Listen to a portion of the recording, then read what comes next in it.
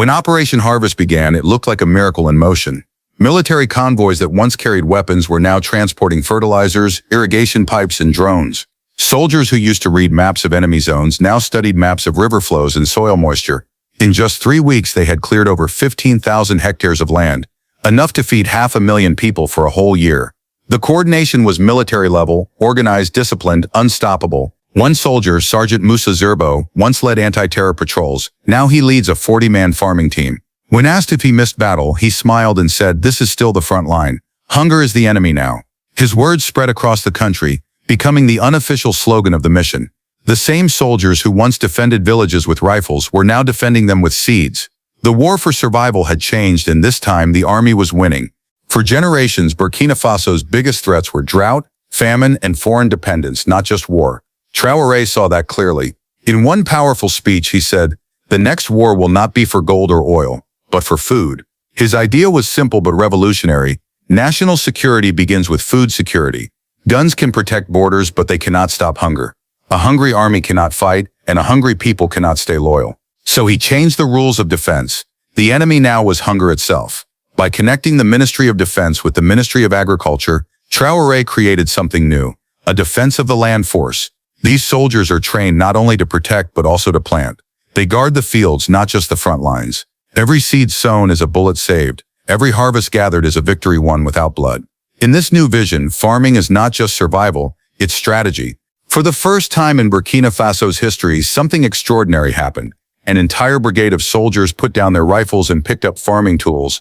Over 8,000 men who were once trained to defend the nation with weapons are now defending it with plows and seeds. Their new mission is not to fight enemies, but to fight hunger. To many outsiders, this looks strange, maybe even desperate. But to President Ibrahim Traoré, it is a bold act of discipline and vision. He calls it Operation Harvest, and his order is clear. Secure the harvest before the next crisis begins. At sunrise, people in the capital, Ouagadougou, no longer hear tanks rumbling. Instead, they see tractors escorted by soldiers. These men march not toward battlefields, but toward fields of dry land, ready to turn them green again. They are reclaiming abandoned lands, irrigating dry soil, and building a food system that can stand on its own. It is not about war anymore. It is about survival, dignity, and independence. To Traoré, every shovel of soil is a new form of defense, proof that the strongest nation is the one that can feed itself. Operation Harvest didn't stop with soldiers. Traoré invited villagers and farmers to join hands with the army through a plan called Green Corridors. Civilians were given tools, seeds, and pumps, while soldiers provided protection and organization. The deal was fair. Half of every harvest would go to local markets, the rest to national reserves. For the first time in years, Burkina Faso's trucks were not carrying foreign aid. They were carrying their own grain. This new unity between the people and the army changed everything. Villagers who once feared soldiers now worked beside them, calling them our sons of the soil. Soldiers built trust not through force but through labor. Every shared meal in the field, every bucket of water lifted together was a step toward rebuilding the spirit of the nation. The Green Corridors became a symbol of hope, cooperation, and rebirth. The results came faster than anyone expected. Within months, Burkina Faso's cereal output increased by 23%. For the first time in years, food prices dropped, and imported rice became less necessary. The nation's dependence on foreign aid began to fade. Soldiers were not just growing crops, they were growing confidence. Fields once dry and abandoned now shimmered green under the sun. The operation's success spread across Africa like wildfire. Satellite images showed new irrigation lines running through the desert. Farmers sang songs of pride as they worked beside uniformed men. In marketplaces, stalls proudly displayed signs reading 100% Faso grown. What once felt like a poor, struggling nation now looked like a rising example of self-reliance and strength. Not everyone celebrated Burkina Faso's transformation.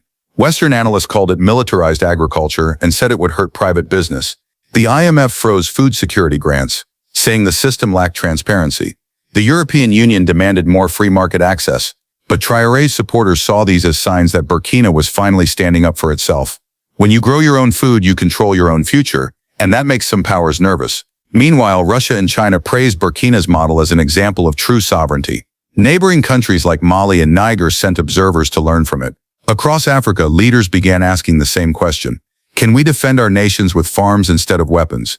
Whether praised or criticized, Operation Harvest had started a conversation that no one could ignore. Operation Harvest didn't just feed the nation, it changed its soul. Soldiers who were once symbols of authority became symbols of service. Villages once abandoned by migration began to fill again.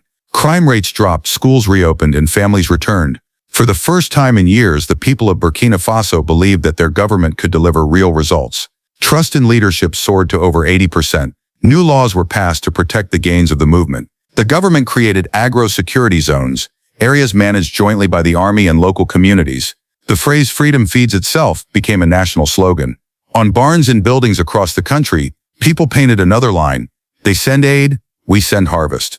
It was not just about food, it was about pride, ownership, and freedom. What started in Burkina Faso soon began to inspire the whole Sahel region. Countries like Mali, Niger, and Chad joined discussions to form a joint food security alliance, independent from Western aid. The idea was revolutionary: Africa feeding itself through shared effort, not charity. Operation Harvest became more than a policy, it became a movement for sovereignty. For the Global South, this story was a symbol of defiance through creation. For the Global North, it was a wake-up call that a poor, landlocked nation could succeed without their permission. As Traoré said during an interview, "It is not a weapon, it is a shield." Those words became famous across Africa. Food was no longer seen as weakness, it was power. Still, every revolution has challenges. Some private landowners complained that the army was taking over unused lands. Opposition leaders accused the government of using farming as propaganda. Others warned that soldiers might lose their combat skills, or that too much central control could lead to corruption. Success had created pressure, and Traoré knew that the real test was still ahead. The question everyone whispered was this: can a military-built system also stay free and democratic? Could Burkina Faso protect both its land and its liberty? Traoré's answer was always calm: freedom and food must grow together. His challenge now was not just to defend the soil, but to protect the spirit that made the movement possible: unity, honesty, and hard work. Today the fields of Burkina Faso are green, the granaries are full, and the people stand taller. The army that once fought wars now fights hunger. The rifle and the hoe have become two sides of the same mission to defend the nation's future. For the first time in decades, the people are not waiting for others to save them. They are doing it with their own hands. But even in victory, Traoré knows the balance is fragile. Droughts may come again, or powerful nations may try to push back through trade and credit pressure. Yet something has changed forever. The people of Burkina Faso now believe in themselves. They know that true freedom is not given, it is grown. And as night falls over Ouagadougou, soldiers and farmers sit together by the same fire, sharing food they planted themselves, proof that a nation can defend itself not through destruction but through creation.